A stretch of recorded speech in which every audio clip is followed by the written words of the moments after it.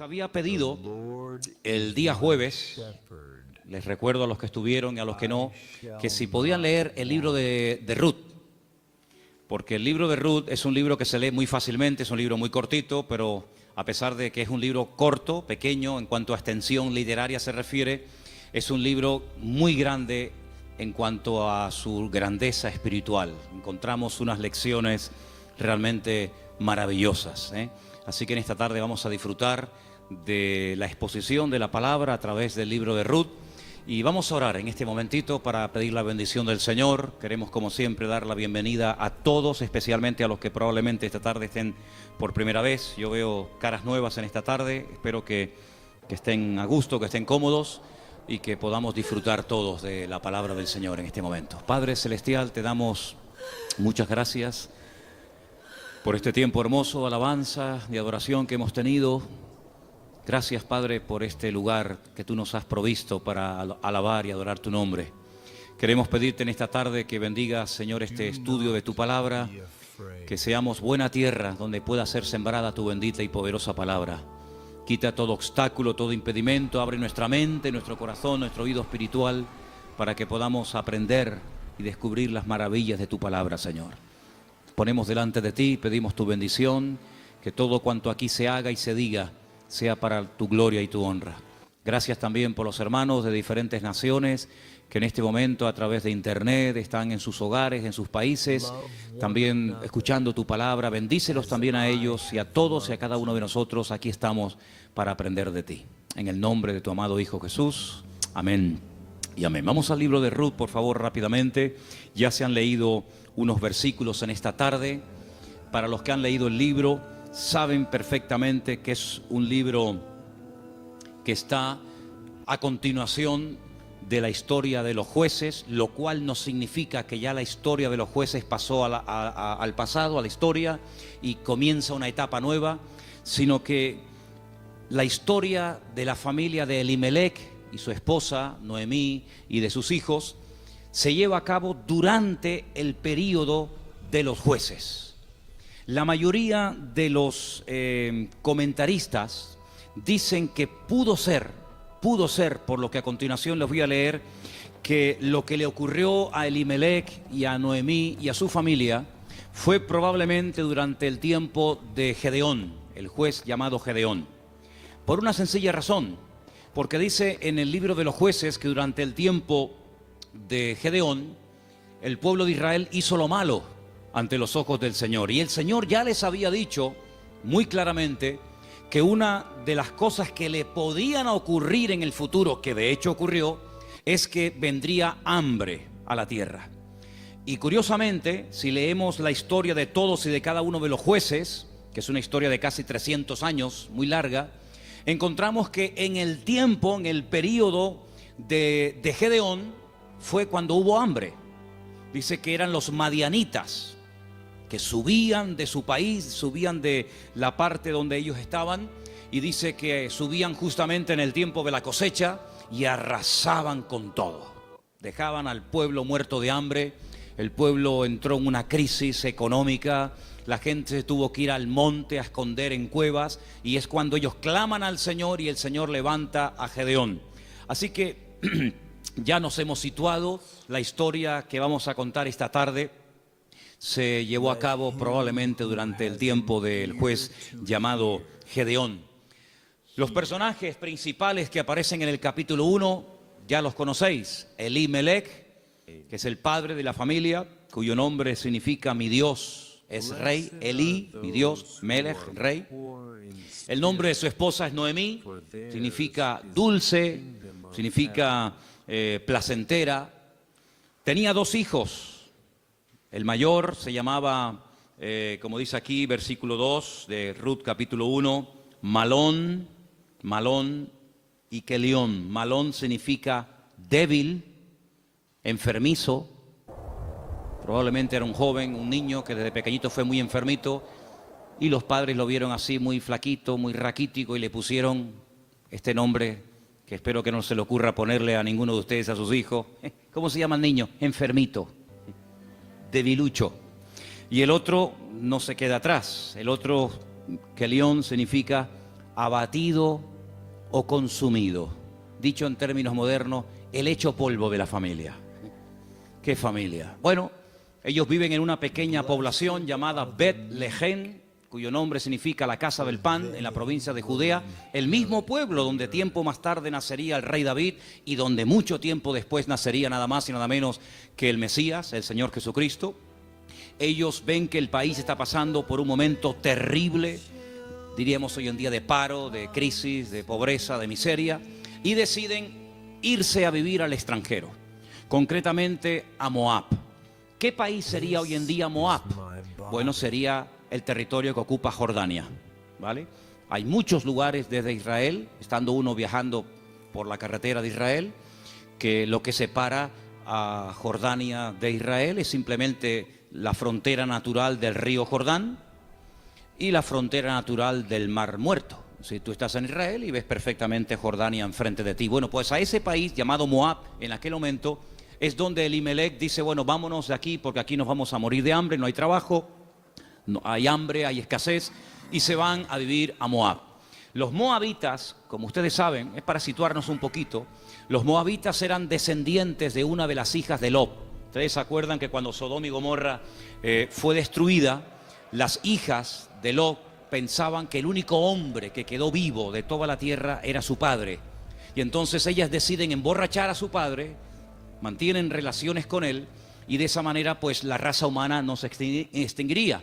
Y entonces una queda embarazada, la mayor, su hijo lo llaman Moab, de ahí vienen todos los moabitas, todos los que son hoy en día de Jordania, y también los amonitas, la otra hija.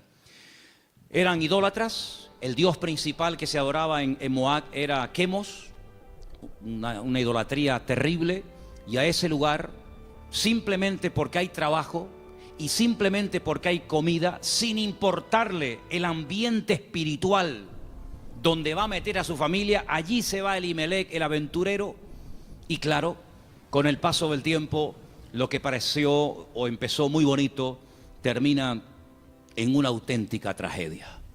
La Biblia nos enseña que el padre muere, Elimelech muere, no sabemos de qué, Noemí quedó viuda, pero tenía 2 hijos. Y los hijos eran los responsables de cuidar de sus padres cuando estos eran mayores o quedaban viudos. Pero con tan mala suerte, dirían algunos, que sus 2 hijos, da a entender el texto que murieron los 2 en el mismo tiempo, el mayor y el menor.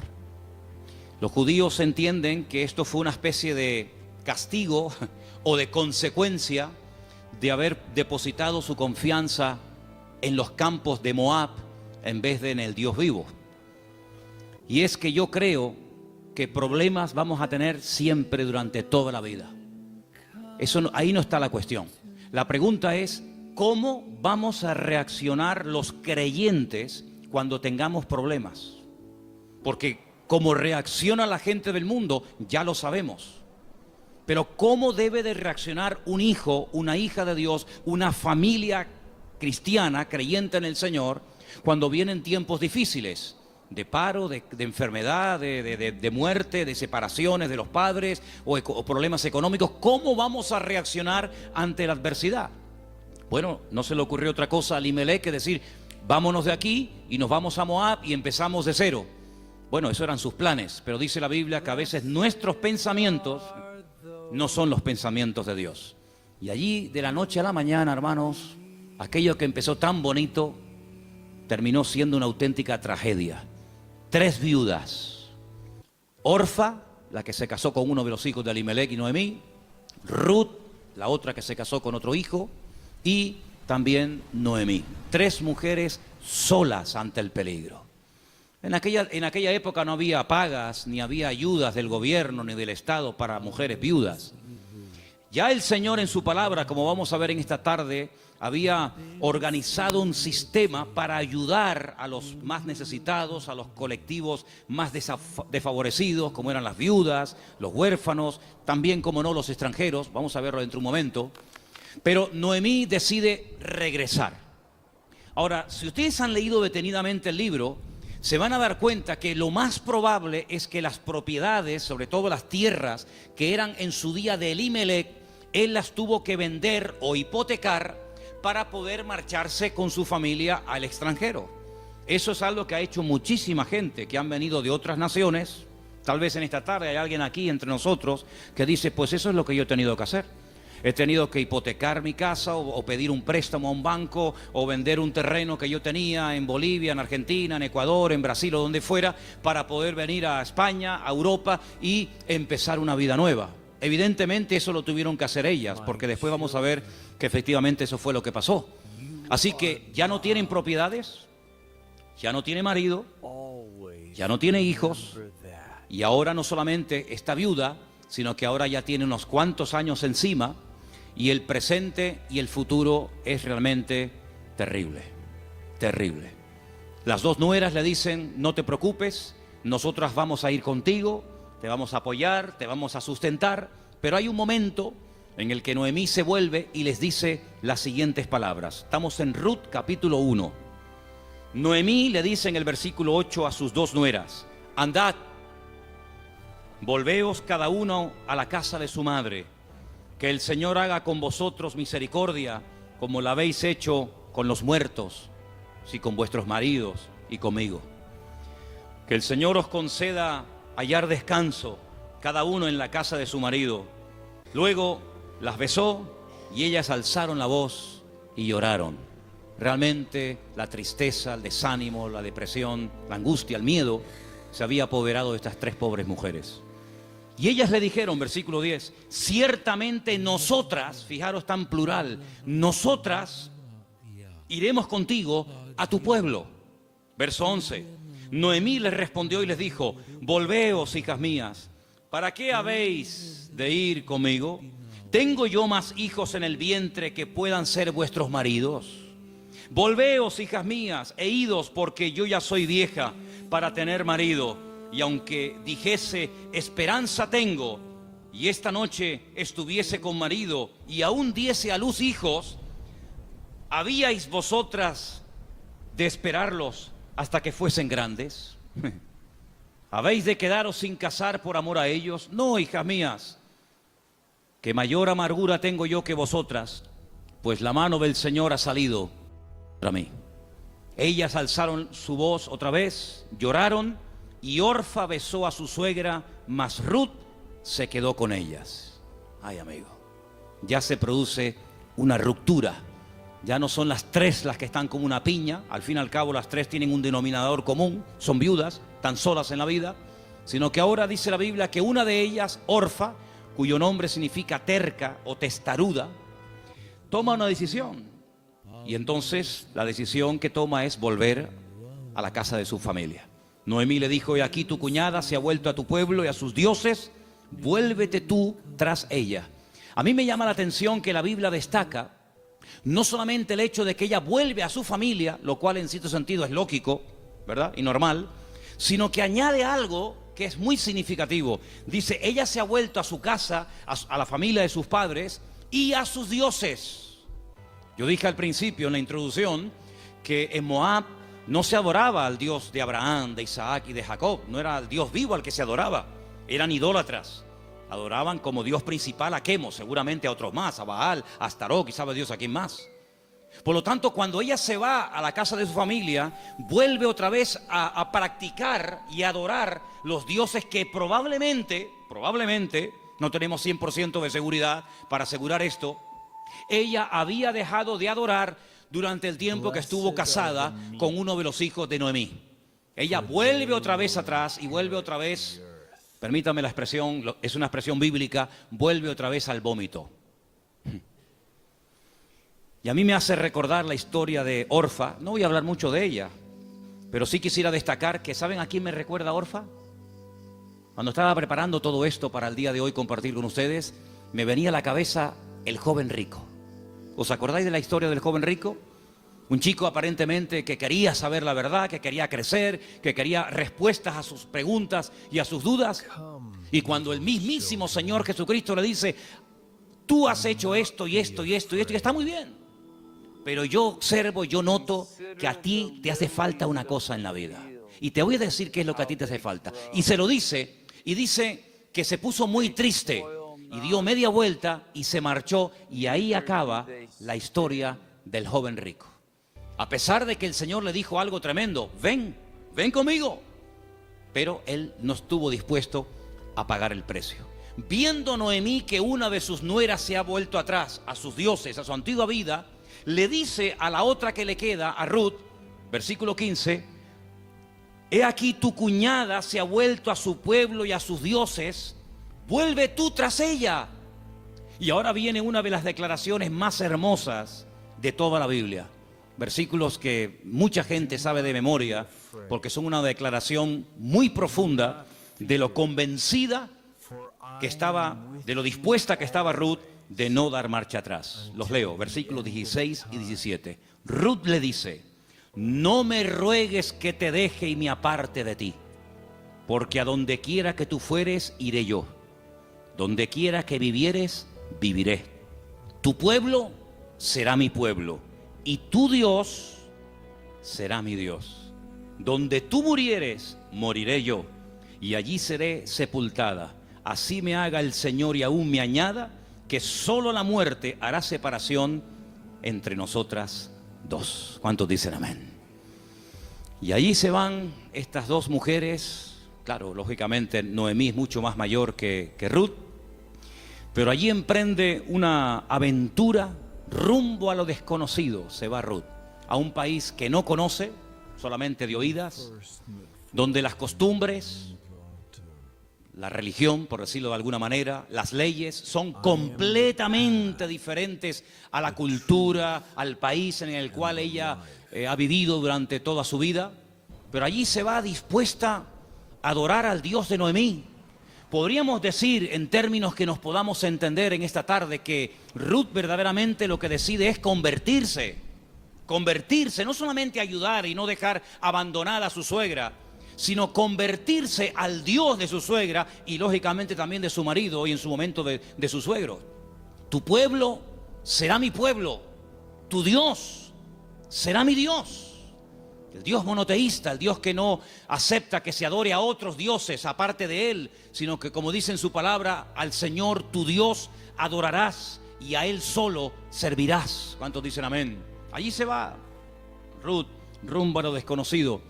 Y saben, hermanos, hay un capítulo en la Biblia, que es el famoso capítulo de la mujer virtuosa de Proverbios, que si no me equivoco creo que es el capítulo 31, el último capítulo del libro de Proverbios, que se llama La mujer virtuosa, Eshet Hayil. Y Ruth es la única mujer en todo el Antiguo Testamento que recibe el título de Eshet Hayil, que significa mujer virtuosa. Es decir, que cuando leas el capítulo 31 de Proverbios y que te habla de la mujer virtuosa, tú dices, bueno, ¿y quién es una mujer virtuosa? ¿A quién puedo ver como punto de referencia en la historia de la Biblia para saber a lo que se refiere el Señor? Ahí la encuentras en el libro de Ruth. Una mujer sacrificada, trabajadora, fiel, que es capaz de renunciar a todo a cambio de nada, aparentemente. Una mujer que incluso está dispuesta a morir en tierra ajena. Y fíjate que me llamó la atención que José, que estaba muriendo fuera de su tierra, estaba muriendo en Egipto, antes de morir dice que él dio orden de que, como él sabía y anticipa proféticamente la liberación de la esclavitud de Egipto, él da orden para que sus huesos se los lleven con ellos cuando salgan milagrosamente de Egipto. Y dice la Biblia que lo hicieron así, y durante 40 años, hermanos, los israelitas estuvieron dando vueltas y vueltas en el desierto, cargando los huesos de José hasta que llegan a Canaán y logran darle una digna sepultura. Sin embargo, Ruth no dice, cuando yo muera, por favor, lleven mi cuerpo, lleven mis huesos a Moab, sino que ella dice, donde a ti te entierren, que me entierren a mí ahí también al lado tuyo. Sí, una mujer decidida, una mujer comprometida, en otras palabras, una mujer con las ideas claras. ¿Cuántos dicen amén?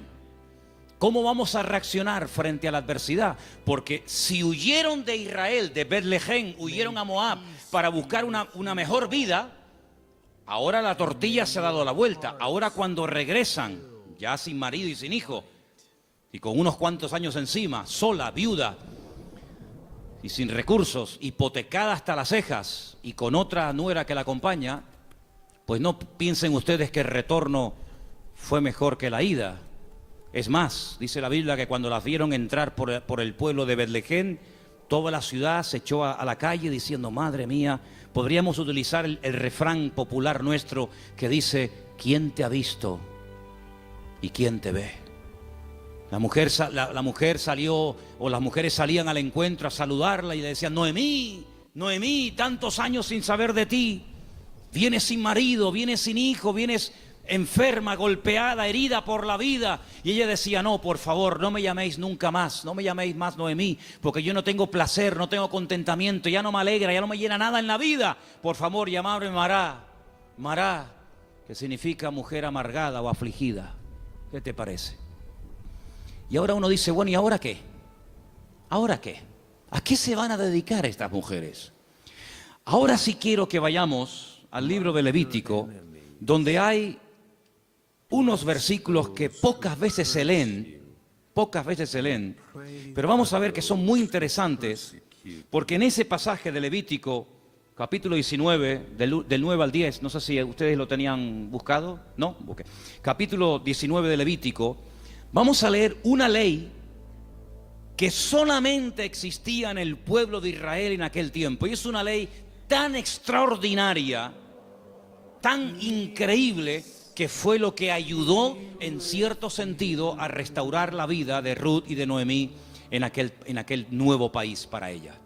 Levítico capítulo 19, versículos 9 y 10, el Señor dice en su palabra, cuando ciegues la mies de tu tierra, no segarás hasta el último rincón de ella, ni espigarás tu tierra segada. No rebuscarás tu viña, ni recogerás el fruto caído de tu viña.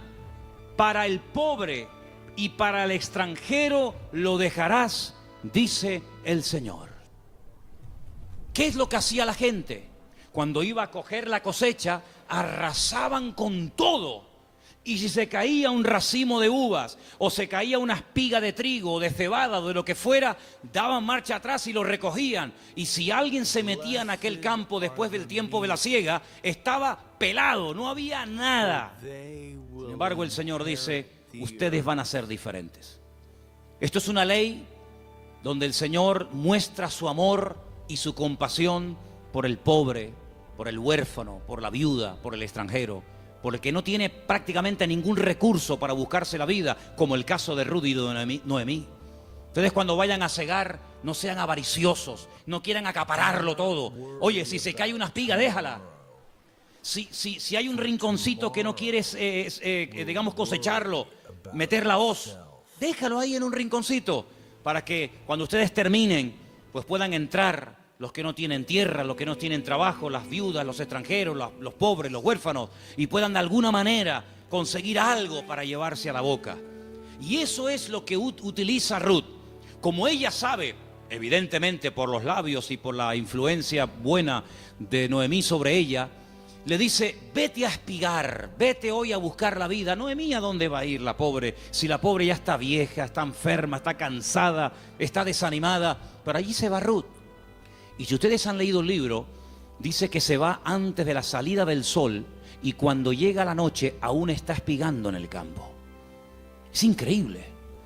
Ella podía haber recogido menos, pero ella está recogiendo para ella y también para su suegra Noemí.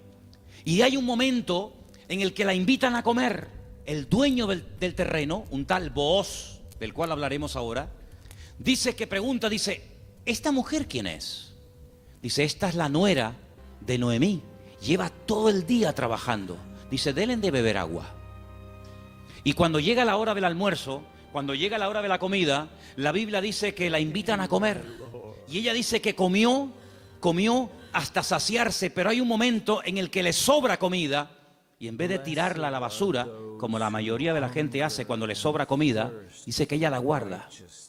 Y cuando llega a la noche a la casa de Noemí, dice que le enseña un efa.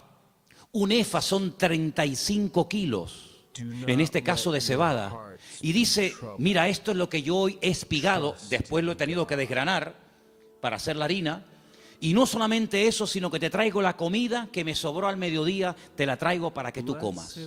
Cuando le pregunta a la suegra, ¿en qué campo tú has estado hoy? ¿Dónde has trabajado? Y le dice, he trabajado en el campo de un tal Booz y me ha tratado muy bien. Le ha dado orden a sus criados, a los jornaleros, de que no se metan conmigo, de que no se rían de mí, de que me traten bien, de que no me hagan pasar vergüenza. Y le dice Noemí, pues si en ese lugar te ha ido bien, sigue ahí. Eso me llama mucho la atención. Dice, no cambies de campo. Si en un sitio te ha ido bien, ¿para qué ir a otro sitio? Ayer estábamos en el sur y hablando con un señor venezolano que ha montado un negocio, me dijo una frase que yo en mi vida había oído y nos gustó mucho y nos impactó. Y dijo, nunca vuelvas al lugar donde un día fuiste feliz. Porque si vuelves a un lugar hace años donde fuiste feliz, nunca más volverás a experimentar la felicidad que añoras. Oye, me impactó aquello. Y me vino a la cabeza el texto que dice, nunca digas que los tiempos pasados fueron mejor que el tiempo presente. Dice, porque no hablarás con sabiduría. Pero Noemí se da cuenta de que hay un hombre que se llama Booz. Y resulta que se da cuenta la viuda Noemí de que ese tal Booz, cuyo nombre significa mi fortaleza, resulta que es Goel. Ahora hablaremos de esta palabra que es una palabra de vital importancia en la Biblia. Apréndanse esa palabra. Viene del verbo Gaal. El verbo Gaal en hebreo significa libertar. Goel es la palabra que se traduce al castellano por la palabra redentor. Ahora vamos a ver lo importante que era la figura del Goel. Porque en cierto sentido vamos a ver que Booz es un tipo de Cristo. Fíjense qué importancia tiene esto. Resulta que había una ley, que vamos a leerla, hemos leído la ley de la siembra, de dejar trozos para los pobres, para las viudas, pero en Deuteronomio capítulo 25 hay una ley muy interesante que yo no sé, si la tuviéramos que poner en práctica nosotros hoy en día, si estaríamos dispuestos a cumplir con esto. Yo no sé, pero es muy interesante, no sé si alguna vez la has escuchado. Dice así, Deuteronomio capítulo 25, del versículo 5 en adelante. Dice así la palabra, escucha. Cuando hermanos, varones, habitaren juntos y muriere uno de ellos, como el caso de Malón y Kelión, que eran hermanos que vivían juntos, si muere uno de ellos y no tuviere hijos, la mujer del muerto no se casará con hombre extraño. Su cuñado se llegará a ella y la tomará por mujer y hará con ella parentesco. Y el primogénito que ella diere a luz sucederá en el nombre de su hermano muerto, para que el nombre de éste no sea borrado de Israel. ¿Entendéis, no? Si el hombre no quisiere tomar a su cuñada, irá entonces su cuñada a la puerta, a los ancianos, y dirá, mi cuñado no quiere suscitar nombre en Israel a su hermano, y no quiere emparentar conmigo. Entonces los ancianos de aquella ciudad lo harán venir, hablarán con él, y si él se levantare y dijere, no quiero tomarla, se acercará entonces su cuñada delante de los ancianos, le quitará el calzado del pie, le escupirá en el rostro y le hablará y le dirá, así será hecho al varón que no quiere edificar casa a su hermano, y se le dará este nombre en Israel, la casa del descalzado. Qué ley tan extraña, ¿no?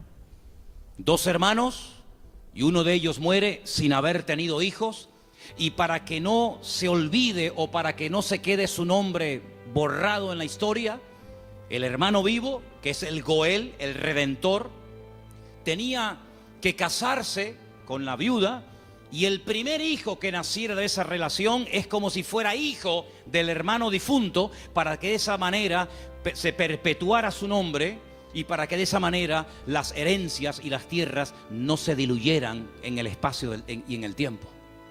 Y esto es lo que le ocurre a Ruth. Ruth resulta que se casó con un judío, con un hombre de Belén de Judea, pero ella no tuvo hijos con él. Su hermano, es decir, su cuñado, también murió. Por lo tanto, no hay posibilidad de redimirla. Pero cuando llegan a Israel, la familia de Elimelech, la familia de su marido, pues siguen viviendo allí. Y hay un pariente cercano al cual Booz le dice: oye, a ti te corresponde el derecho de casarte con Ruth. A ti te corresponde el derecho de pagar todas las deudas de Ruth. A ti te corresponde recuperar el patrimonio y las tierras que en su tiempo tuvieron que venderse para que esta familia tuviera que irse al extranjero. Es decir, te haces cargo de la tierra, te haces cargo de las deudas y te haces cargo de la viuda. Y este dice: de eso nada. De eso nada. Pagar yo deudas que no son mías y casarme yo con una mujer que a mí ni me va ni me viene. Y Booz dice: muy bien, vamos a ir delante de 10 ancianos, vamos a ir delante de un minyan, delante de 10 hombres judíos, y tú vas a decir eso delante de ellos, que no quieres redimir a Ruth, que no quieres hacerte cargo de sus deudas, de sus hipotecas y de la viuda, y lo vas a decir delante de testigos. Y lo dice. Y entonces es cuando entra en escena Booz y le dice a Ruth: hija, tú no te preocupes. Ahora, la diferencia de edad de Ruth y de Booz tenía que ser inmensa. Algunos comentaristas dicen que ese pariente que rehusó casarse con Ruth probablemente era un hermano de su suegro, de Elimelech. Y algunos comentaristas también he oído que opinan que Booz puede ser que también estuviera emparentado con su suegro, de tal manera que ya era un señor mayor, una persona ya de cierta edad, había una diferencia de edad tremenda. Pero él asume la responsabilidad, no solamente de casarse con la viuda, sino de pagar la hipoteca y las deudas que la familia dejó y que hay que volver a recuperar las tierras. Lógicamente todo eso costaba dinero. Solamente había dos posibilidades de que en Israel una persona que se desprendiera de patrimonio pudiera volver a recuperarlo. Solamente había dos formas. Una, que llegara el año de jubileo. ¿El año de jubileo qué era? Era una celebración, una fiesta que se llevaba a cabo cada 50 años. A los 50 años las deudas quedaban anuladas. Y ahí viene una parte del famoso Padre Nuestro. Padre Nuestro, perdona nuestras deudas como nosotros también perdonamos a nuestros deudores. Está inspirado un poco en el año de jubileo. Los que eran esclavos se les daba la libertad. Si alguno no quisiera, había todo un proceso para poder volver a retenerlo. Y si alguien había tenido que vender por cuestiones económicas, por necesidad, una propiedad, un terreno, cuando llegaba el año de jubileo, repito, cada 50 años, bueno, todo volvía otra vez a sus dueños originales. ¿Para qué esta ley? Para recordarle al pueblo de Israel que la usura, el querer cada vez tener más y más y más y más y más, a cambio de las desgracias ajenas, eso no se podía dar en el pueblo de Israel. Cada 50 años se empezaba de cero. Nadie le debe nada a nadie. Los ricos no iban a ser cada vez más ricos y los pobres cada vez iban a ser más pobres. De esa manera era una ley justa, una ley donde se le daba oportunidad al que se había endeudado y jamás iba a poder pagar las deudas. Fíjate qué terrible la ley de los desahucios en España. 600.000 familias, 600.000 familias, multiplica por 3 o 4 miembros cada familia, estamos hablando ya de millones de personas, tuvieron que dejar la casa que no podían pagar, los padres en algunos trancarle la nómina y un alto porcentaje se lo quitaron, es decir, un sistema faraónico donde te ofrecían todo los bancos a cambio de nada, y te llamaban y te ofrecían todo llamándote a tu casa, y una vez que te tienen en su territorio, te aprieta el nudo, amigo, y de aquí no sales nunca. El sistema del faraón en los tiempos modernos. En vez de faraón, llámalo como quieras. Sin embargo, Dios en su palabra jamás iba a permitir que su pueblo cada vez fuera de mal en peor, endeudándose de tal manera que al final era imposible hacer frente a semejantes deudas. Y una cosa también muy importante, aunque no es el tema a tratar, entre hermanos no se podían dar préstamos con intereses. Ustedes saben que hay personas que están pagando muchos años y todavía la deuda no se ha pagado. Lo que están pagando es simplemente parte de los intereses, porque son tan elevados que por una regla de 3, cuanto más pagas, más debes. ¿Cómo se come eso, hermano? Así que la única forma de recuperar una tierra que se había vendido era llegar al año de jubileo. Pero ¿quién le aseguraba al que había vendido una propiedad, ponte que tuviera 40 o 50 años, que iba a durar otros 50 años para recuperar la tierra? Era prácticamente imposible, impensable. Pero luego había otra forma. Era otra forma. Pero claro, ahí había que tener mucho amor y mucha compasión. Y era decir, no es mi deuda, entre comillas, no es mi problema, pero yo voy a redimirte, yo voy a ser tu Goel, yo voy a asumir cuánto debes. Pues mira, tuve que vender la casa, tuve que hipotecarla, tuve que vender el terreno, tuve que hipotecar los animales. En algunos casos tuve que vender a mis hijos como esclavos a trabajar a jornal durante un tiempo. Yo me hago cargo de todas tus deudas y encima me caso contigo, levantamos descendencia y empezamos una vida nueva. ¿Cuántos dicen amén? Bueno, hermano, eso fue lo que hizo el Señor Jesucristo por todos y cada uno de nosotros, ¿sí o no? Cuando vinimos al Señor, la inmensa mayoría de los que estamos aquí y muchos de nosotros, ¿cómo vinimos al Señor? ¿En nuestro mejor momento? Yo pienso que la mayoría de los que nos hemos convertido al Señor, cuando vinimos a los pies de Cristo, vinimos en nuestro peor momento. Algunos desanimados, otros enfermos, otros enganchados, otros esclavos de no sé qué y de no sé cuánto. Pero el Señor Jesucristo dijo, a ver, ustedes tienen una deuda tremenda. Y una deuda no con un banco, no con una financiera. Ustedes tienen una deuda conmigo. Y es una deuda que no se puede pagar con trabajo, ni con dinero, ni con lágrimas, ni con sudor. Es una deuda que solamente se puede pagar con sangre.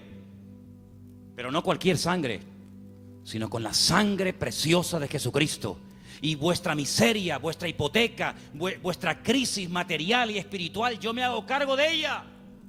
Y yo os compro a precio de sangre. Y por eso podemos leer en Primera de Pedro unos versículos tremendos, donde basados en la ley del Goel, el que redimía al que estaba destruido, Pedro dice, tenéis que saber, hermanos queridos, Primera de Pedro 1:18, que habéis sido rescatados.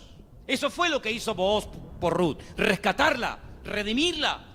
Vosotros fuisteis rescatados de vuestra vana manera de vivir, la cual recibisteis de vuestros padres, no con cosas corruptibles como oro o con plata, sino con la sangre preciosa de Cristo, como de un cordero sin mancha y sin contaminación, ya destinado desde antes de la fundación del mundo.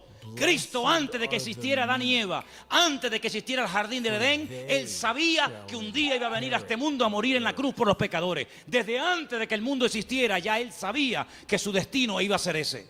Desde antes de la fundación del mundo, pero manifestado en los postreros tiempos por amor de vosotros. Y mediante Él, ¿cuál creéis en Dios? Quien le resucitó de los muertos y le ha dado gloria, para que vuestra fe y esperanza sean en Dios. ¿Cuántos dicen amén? Este Booz es un hombre tremendo. Es un hombre que dice, bueno, yo soy rico, tengo tierras, tengo de todo. ¿Qué necesidad tengo yo de meterme ahora, permítame, en estos líos? Asumir deudas que yo no contraje. Si Elimelech hipotecó sus tierras y tuvo que vender sus casas, ¿a mí qué me importa? Diría alguno.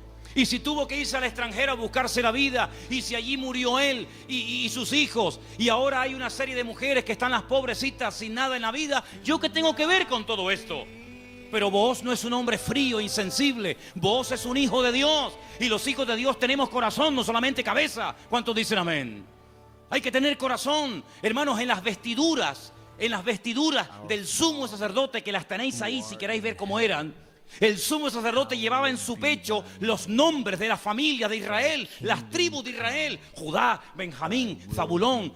Y el sumo sacerdote decía: pero si yo no soy de la tribu de Judá, ¿yo para qué tengo que llevar el nombre de una familia que no es la mía? ¿Por qué tengo yo que llevar en mi pecho el nombre de la tribu de Zabulón, si yo soy levita? Pero es que el Señor le enseñó al pueblo de Israel a través del sumo sacerdote que para servir a Dios y para creer en el Señor y hacer su voluntad, uno tiene que tener corazón. ¿Cuántos dicen amén?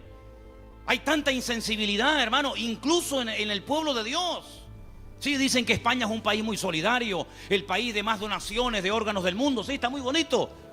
Pero hermanos, el mundo no nos tiene que dar ejemplos a nosotros, ni lecciones de solidaridad y de amor, sino que somos nosotros los que deberíamos ser la gente más solidaria y los que más apoyamos al necesitado del mundo, porque para eso el Señor nos ha puesto en esta tierra. Y Booz dijo: no, yo no me voy a limpiar las manos como tú que te has limpiado las manos. Porque los que habéis leído el libro, os habéis dado cuenta que cuando al pariente cercano le dicen: oye, que hay unas tierras que son preciosas, están abandonadas porque Elimelech se tuvo que ir al extranjero, pero son unas tierras hermosas. Este dijo: uy, estas son para mí, porque ahora junto las mías con las de Elimelech, y cuando yo me muera, mis hijos tendrán más herencia. Y tiene unos campos, y tiene unos olivares, y tiene. Pero vos le dices: pero espérate un momento. No solamente hay que recuperar tierras y propiedades, sino que aquí hay algo muy importante, y es que aquí hay una vida. Aquí no solamente hablamos de cosas, aquí hablamos de seres humanos. Qué interesante que Faraón decía: llévense las bestias, llévense los animales, pero déjenme las mujeres y los niños aquí. Qué curioso, ¿no? Interesante, ¿no? Y Booz dijo: no, si tú no quieres hacerte cargo de esta situación y no quieres coger todo el paquete, sino lo que te interesa, y renuncias, entonces yo hago acto de presencia.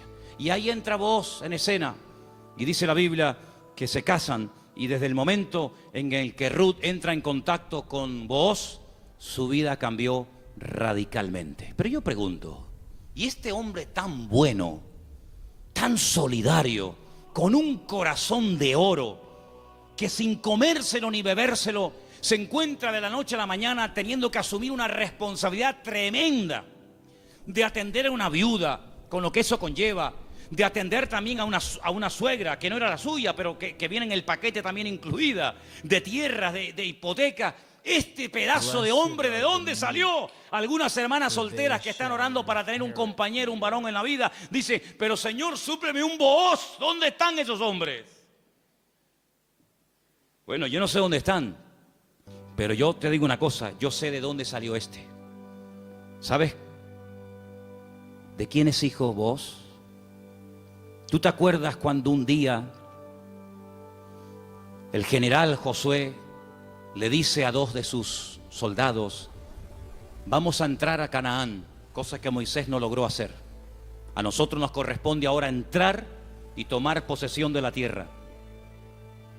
Pero antes de entrar, vamos a hacer algo. Voy a mandar a 2 espías, no exploradores como los que mandó Moisés, que fueron unos inútiles, sino 2 espías. 2 hombres que entren secretamente y cuando vengan nos digan qué estrategia tenemos que emplear para atacar esta pedazo de ciudad con doble muro, cerrada, imposible de conquistar. Y ahí se van estos 2 hombres. Y van y se quedan en una casa de prostitución. Y algunos dirán: ¿y cómo 2 hombres del pueblo de Israel se van a semejante lugar? Bueno, no es que fueron a pecar, sino que era el lugar donde 2 extranjeros pasarían desapercibidos perfectamente, porque por allí entraban y salían muchos. Y allí contactaron con la dueña de aquel negocio, por llamarlo de alguna manera, y la dueña una noche en una habitación les dice: yo sé quiénes son ustedes, yo sé de qué país sois, yo sé que vosotros sois israelitas, y yo he oído lo que vuestro Dios ha hecho por vosotros. Yo he oído que ustedes salieron de un país llamado Egipto, y cuando llegaron a la frontera natural del Mar Rojo, que no podían avanzar y el faraón venía detrás, ustedes clamaron al Señor y el Señor les abrió el Mar Rojo y ustedes pasaron por en medio de él. Y cuando el faraón intentó meterse, el Señor cerró las aguas y murieron los ejércitos del faraón. Y ustedes entraron por el desierto y hemos oído lo que el Señor ha hecho por vosotros, y por eso la ciudad está muerta de miedo y ha desfallecido nuestro corazón. Yo suplico, yo ruego por amor de vuestro Dios, que cuando entréis y toméis posesión de la tierra, porque sabemos, y dice así, sabemos que Jericó va a ser tomada y conquistada por vosotros, que tengáis misericordia de mí y de mi familia. Y estos hombres se quedan sorprendidos porque esta mujer está contando las noticias de hace 40 años. ¿Tú te acuerdas de lo que leíste en el periódico hace 40 años? Bueno, algunos dirán, pero si yo no tengo más que 25. ¿Pero alguien se acuerda aquí de lo que leyó en un periódico hace 40 años? Ella lo tenía fresco en su mente. Vienen a por nosotros, nuestros días están contados. Esta tierra no nos pertenece. Vienen los hijos de Dios, viene el Dios de Abraham, de Isaac y de Jacob. Tengo que tomar medidas preventivas. Tengo que salvar mi vida y la de mi familia. Y los espías le dicen, vamos a hacer algo. Si tú no te chivas, si tú no dices que hemos estado aquí, si tú no vas ahora con el cuento al capitán de la guardia o al rey de Jericó, sino que tú mantienes el secreto, y el día que nosotros entremos en la ciudad, tú estás dentro de la casa con toda la familia que quiere ser salva, nosotros te protegeremos a ti y a toda tu familia.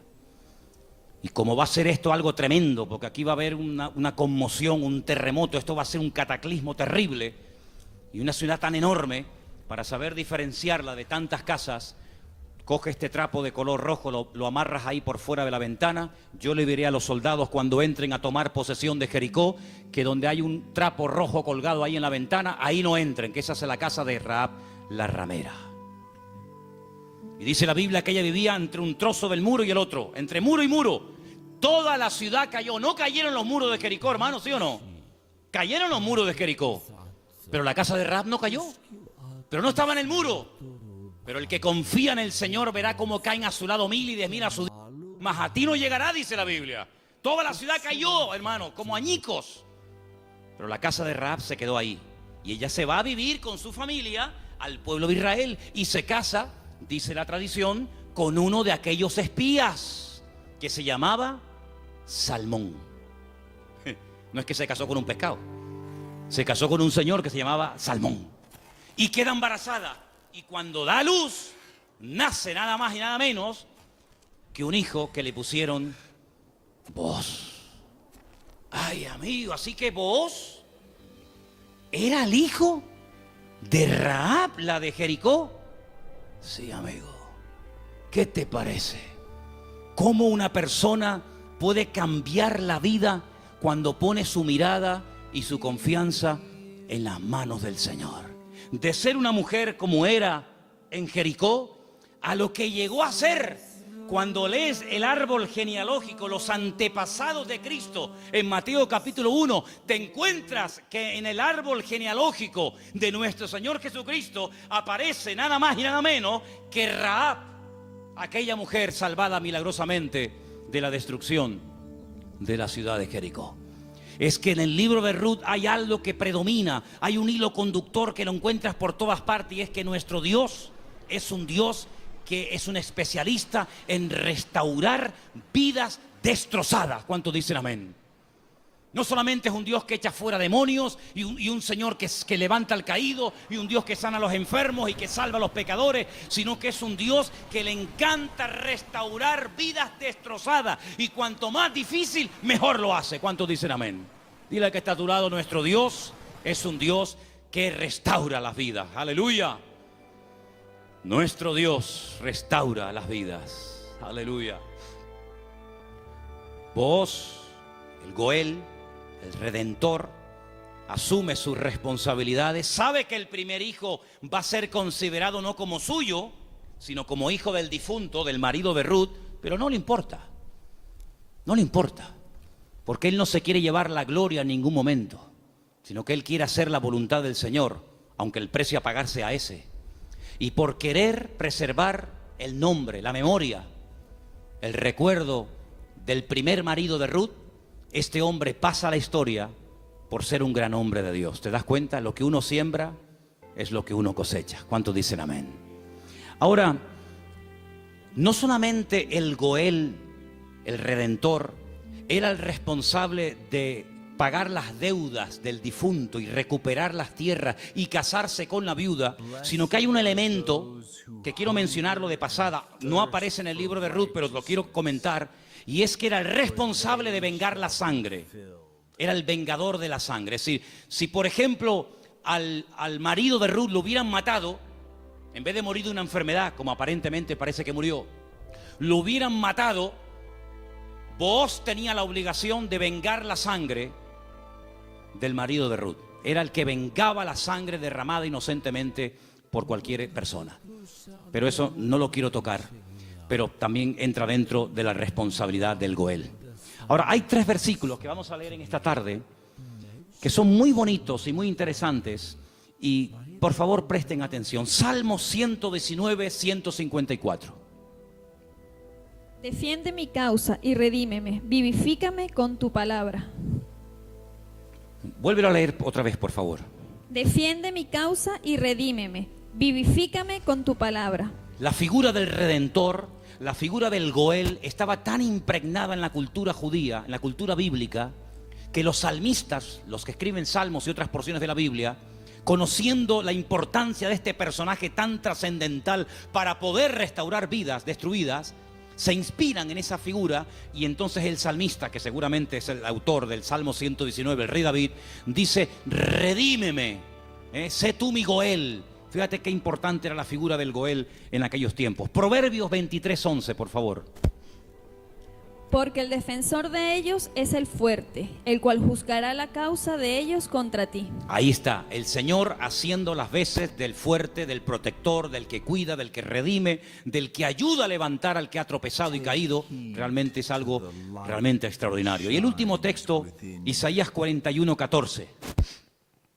No temas, gusano de Jacob, oh vosotros los pocos de Israel. Yo soy tu socorro, dice Jehová. El Santo de Israel es tu Redentor. Amén. El Santo de Israel es tu Goel, es tu Redentor. Él es el que se va a encargar. Ahora, hermano, déjeme que les diga algo. El Goel, el Redentor, ¿de qué se hacía cargo? ¿Solamente de la viuda? ¿Solamente de las deudas? Se hacía cargo de todo. El primero renunció porque quería parte de la tierra, pero no quería asumir la responsabilidad de casarse con la viuda. Booz dice: no, todo o nada. Las deudas, las hipotecas, lo que se perdió, y también de la viuda. Y hermanos, el Señor Jesucristo, cuando ha venido a nuestra vida, ¿de qué se ha hecho cargo? ¿De perdonar solamente nuestros pecados? Bueno, gloria a Dios, si solamente hubiera hecho eso el Señor, perdonar nuestros pecados y prometernos la vida eterna, bueno, gloria a Dios. Pero es que hay mucho más que eso. Es que con la salvación, con la conversión, no solamente va incluido el perdón de mis pecados, sino la protección física y espiritual de mi vida.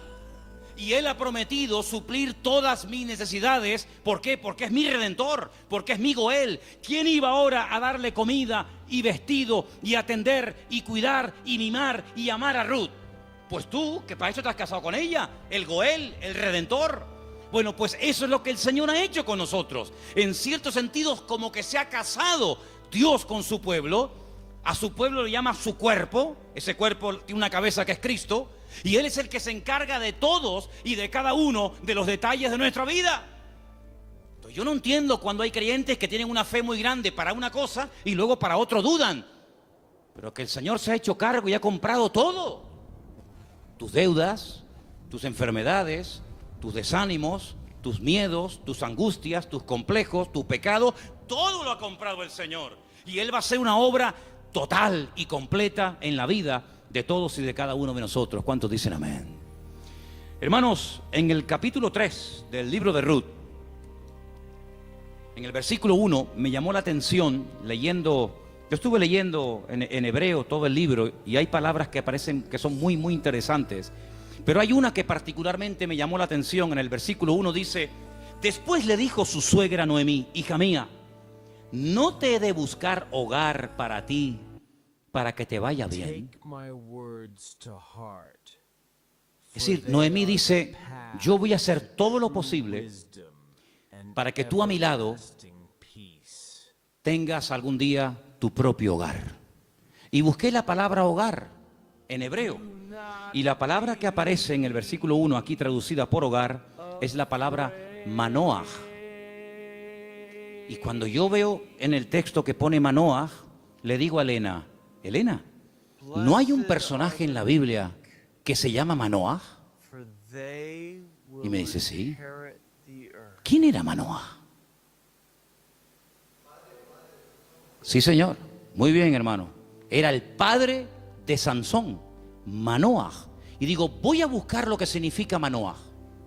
Y resulta de que me encuentro que la palabra hogar, Manoah, se puede traducir por descanso, tranquilidad, reposo, quietud y otros tantos sinónimos.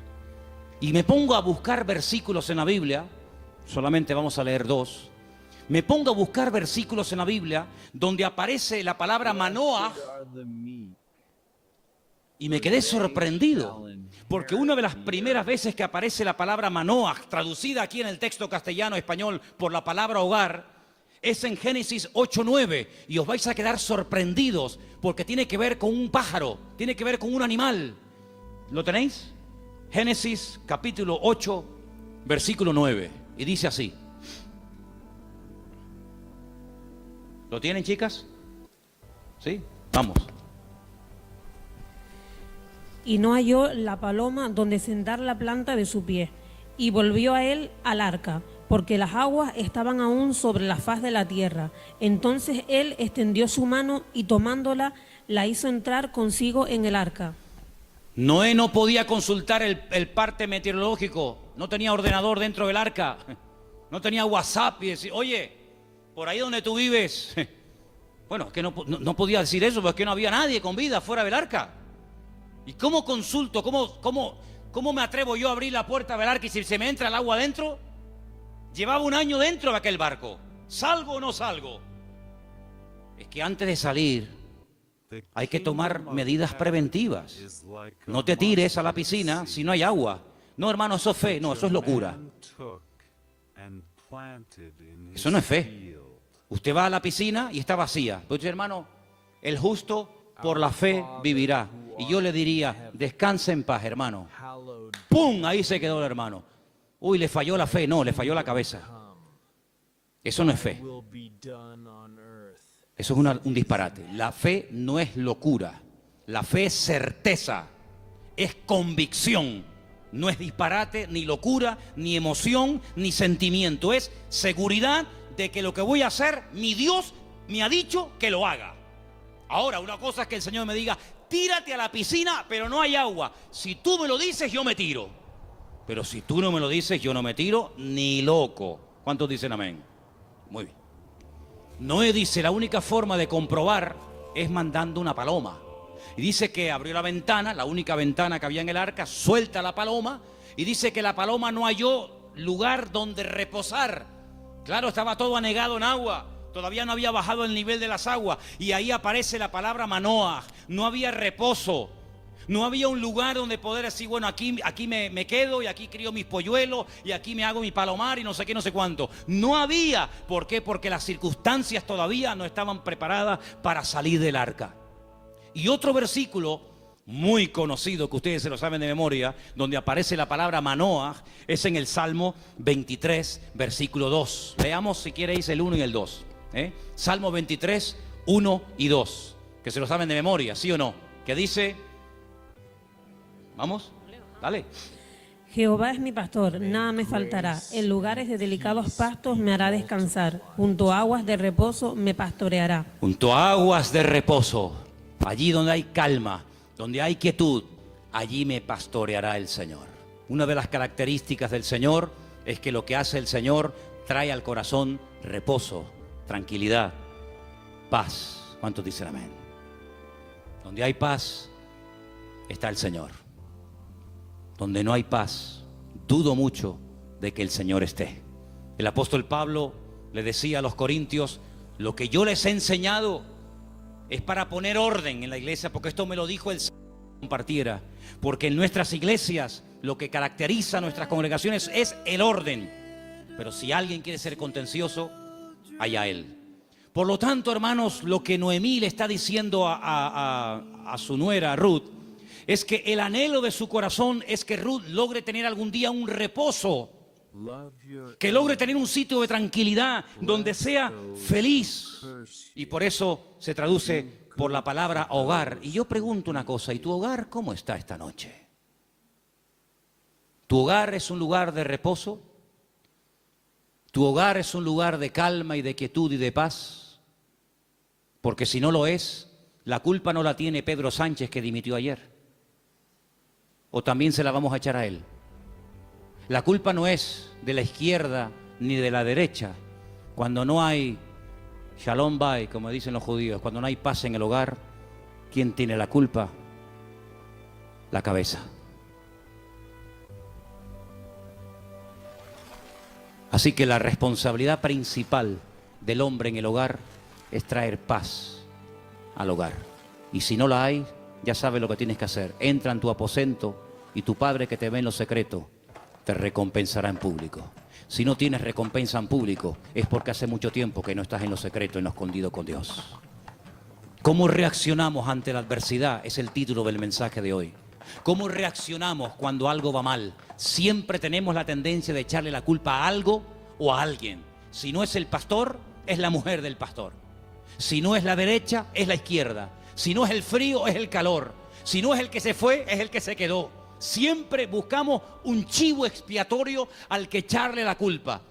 Noemí, hay un momento cuando ella regresa del extranjero que le dice a la población de Betlehem: no me llaméis Noemí, porque la mano del Señor se ha vuelto contra mí. La mano del Señor no está contra ninguno de sus hijos. Simplemente que hay un trato, hay circunstancias, hay situaciones en la vida por las cuales tendremos que pasar, nos guste o no.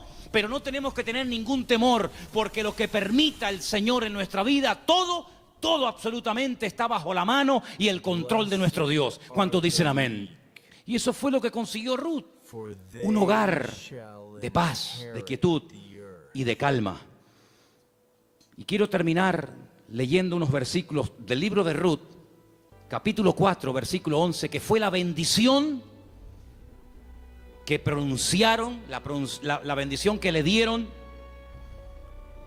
a los que se casaban ese día, a Ruth y a Booz. Capítulo 4, versículo 11. Dijeron los que estaban allí congregados, los testigos, todos los que estaban en el pueblo, desde el pueblo a la puerta con los ancianos, dijeron: testigos somos.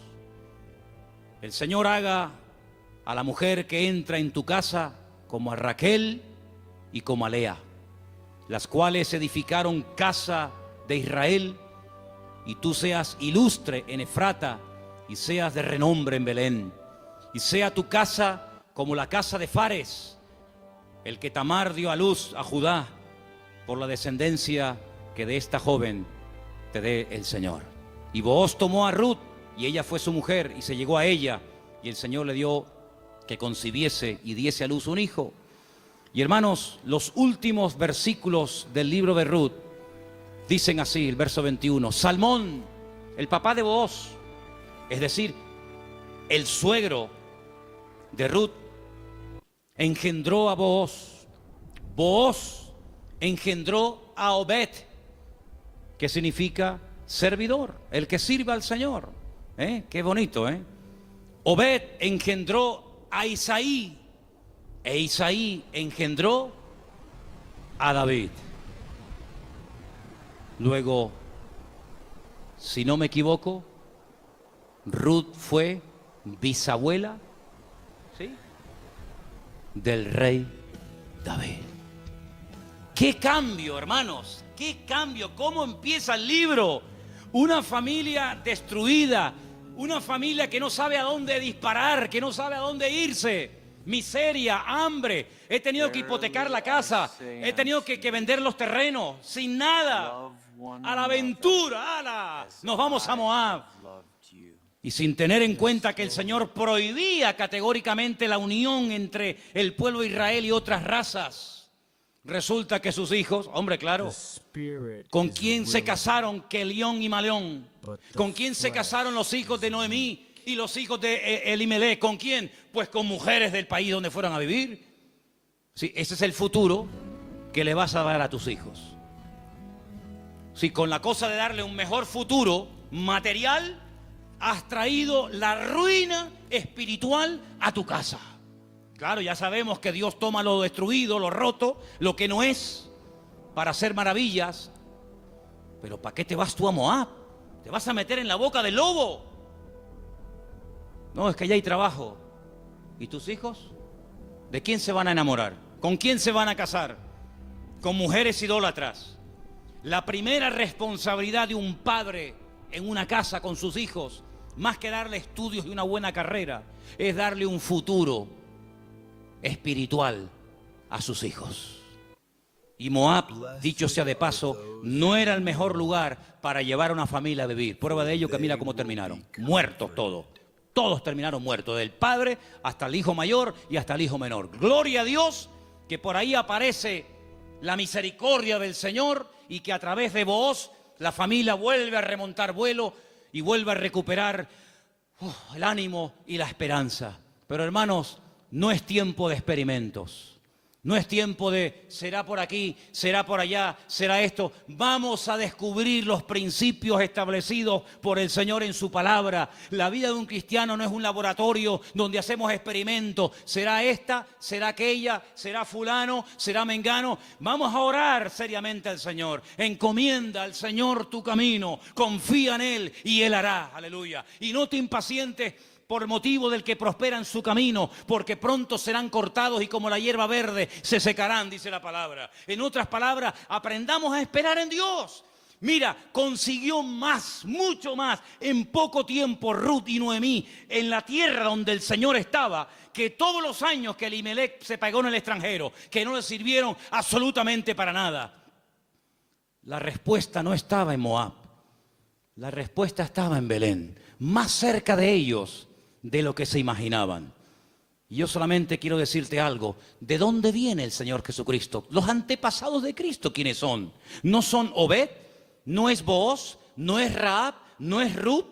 ¿No es el rey David? ¿No es la tribu de Judá? ¡Claro que lo es! Luego, fíjate tú cuando una persona hace, como dice la Escritura, las cosas decentemente y con orden, las bendiciones que a corto y a largo plazo pueden llover y caerle a la vida de esa persona.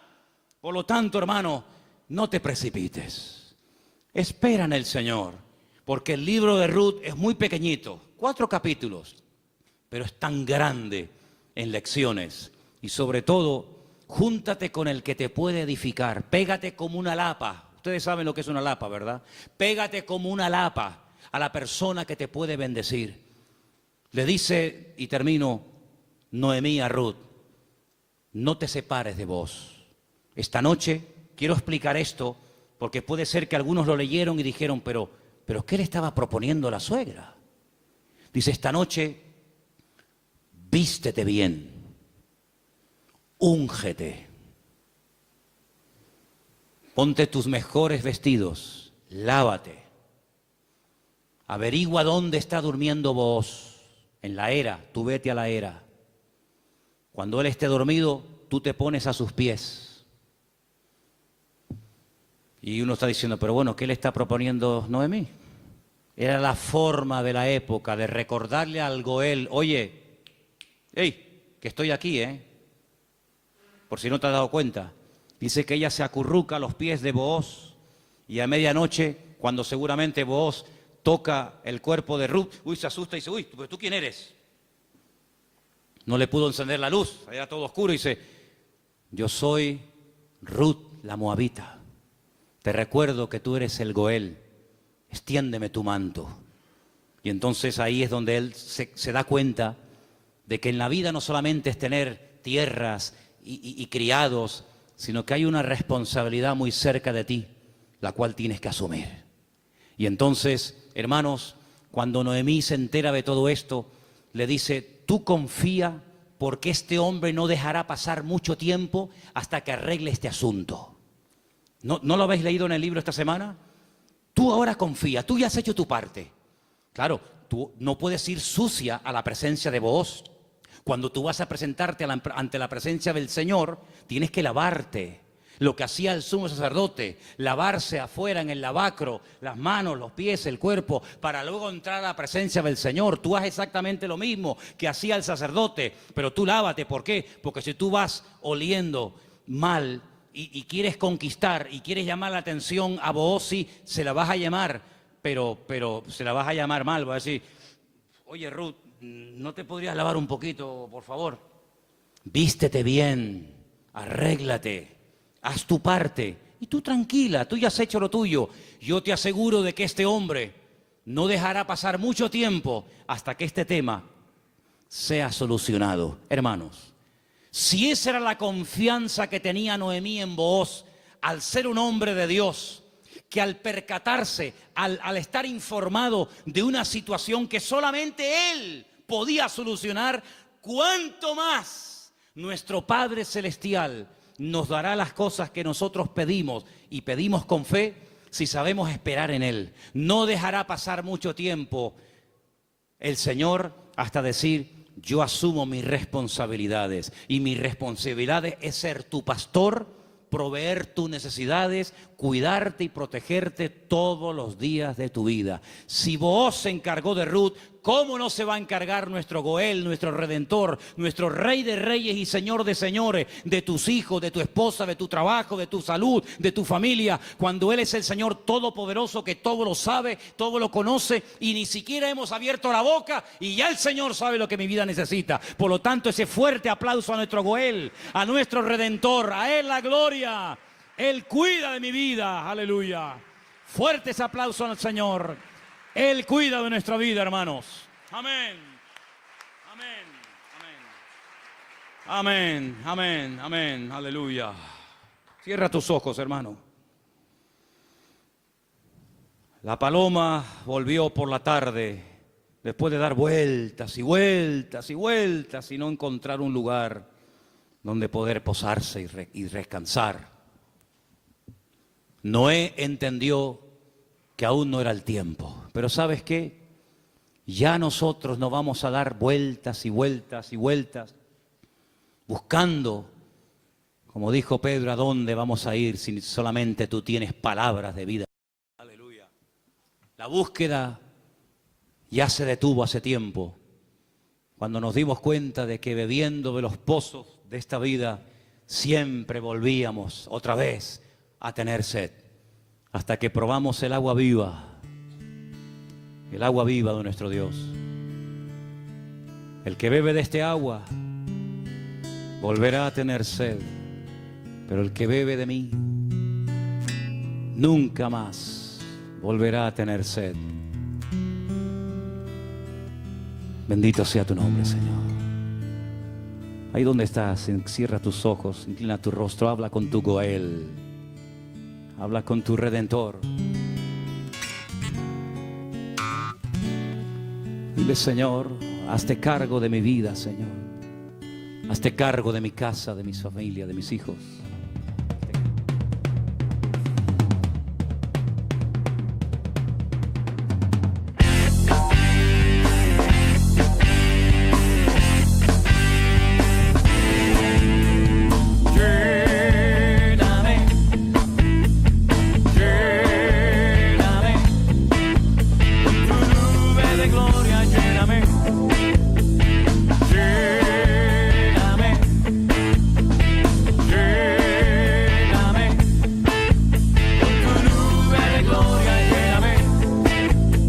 Lleno quiero estar